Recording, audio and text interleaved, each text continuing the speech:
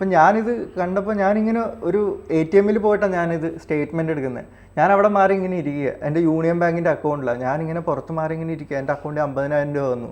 Book publish ചെയ്യാൻ പറയുകയാണ് ഇവർ പോയിട്ട്. ഇതെന്ത് ചെയ്യണമെന്നറിയില്ല. സാധാരണ ഒരു വീട്ടിൽ ജനിച്ച ആളാണ്, ബുക്ക് വായിച്ചിട്ട് കയ്യിൽ പിടിച്ചിട്ടുള്ള പരിചയമല്ലാതെ ഈ ബുക്കിന് എന്ത് ക്വാളിറ്റിയാണ്, എങ്ങനെയാണിത് പ്രിൻ്റ് ചെയ്യുന്നത്, ഇതിൻ്റെ ഇപ്പോൾ എനിക്കെല്ലാം അറിയാം. എന്താണെന്ന് പറഞ്ഞിട്ട് ഇതെങ്ങനെയാണ്, കവർ എത്രയാണ്, 300 GSM ആണ് ഇതിൻ്റെ കവർ വരുന്നത്, അകത്ത് വരുന്നത് 70 GSM പേപ്പറാണ്. ഇതൊക്കെ അന്നറിയില്ല. അപ്പോൾ അന്ന് ഞാൻ ഇരുന്നിട്ട് ഓരോ പ്രസ്സിൽ പോയിട്ട് ഞാൻ ഇങ്ങനെ നോക്കും. ഇപ്പോൾ അവർ പറയും വൈറ്റ് പേപ്പറിൽ അടിച്ച് കഴിഞ്ഞാൽ കുറച്ചുകൂടെ കോസ്റ്റ് കുറവാണ്, യെല്ലോ ഷെയ്ഡ് നാച്ചുറൽ യെല്ലോ എന്ന് പറയുന്നത് മഞ്ഞ കളറിൽ, അതിനാണെങ്കിൽ കുറച്ചുകൂടെ കൂടുതലാണ്. അപ്പോൾ ഞാൻ ഓരോ പ്രസ്സിലും കയറി ഇറങ്ങി എസ്റ്റിമേഷൻ എടുത്തിട്ട് എനിക്ക് കുറവെന്ന് തോന്നിയ ഒരു കോഴിക്കോടുള്ള ഒരു പ്രസ്സുണ്ട്. അപ്പോൾ അവിടെ ചെന്നപ്പോൾ അദ്ദേഹം പറഞ്ഞു, നിൻ്റെ ഈ ടൈപ്പിംഗ് മലയാളം അല്ല വേണ്ടത്, DTP ആണ് വേണ്ടത്. അപ്പം ഞാൻ പറഞ്ഞാൽ ഇത് കൺവേർട്ട് ചെയ്തെടുക്കാം. ഇല്ല, അത് പറ്റില്ല, നീ അത് സെറ്റ് ചെയ്തിട്ട് വരണം, എവിടെയെങ്കിലും കൊണ്ടുപോയി DTP പേജ് മേക്കറോ അങ്ങനെ എന്തോ ഒരു ഇത് പറഞ്ഞു. അപ്പം ഞാൻ പറഞ്ഞു ശരിയെന്ന് പറഞ്ഞ് ഞാൻ ആലപ്പുഴ ഒരു DTP സെൻറ്ററിൽ വന്നിട്ട് ഞാൻ ഇത് ബുക്കിന് വേണ്ടിയിട്ട് ചോദിച്ചപ്പോൾ അവർ നല്ലൊരു എമൗണ്ട് വന്നു പെർ പേജ്. അപ്പോൾ അത്രയും കൊടുക്കാനായിട്ട് ഇതിൻ്റെ അതൊന്നും മാറ്റിക്കഴിഞ്ഞാൽ പിന്നെ ബുക്ക് പ്രിൻ്റ് ചെയ്യാൻ പറ്റത്തില്ല.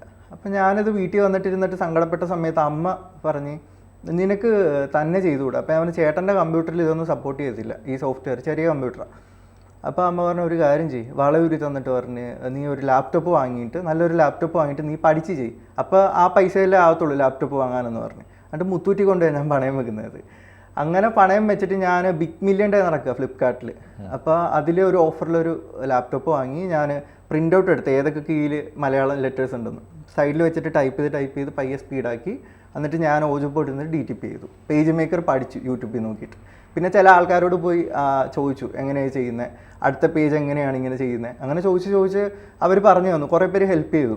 നോക്കി കഴിഞ്ഞാൽ നന്ദിയുടെ വലിയൊരു ലിസ്റ്റ് കാണാം ഈ ബുക്കിൻ്റെ ഫ്രണ്ടിൽ. പൈസ തന്നവർ, DTP സഹായിച്ചവർ, അങ്ങനെയുള്ളവരൊക്കെ.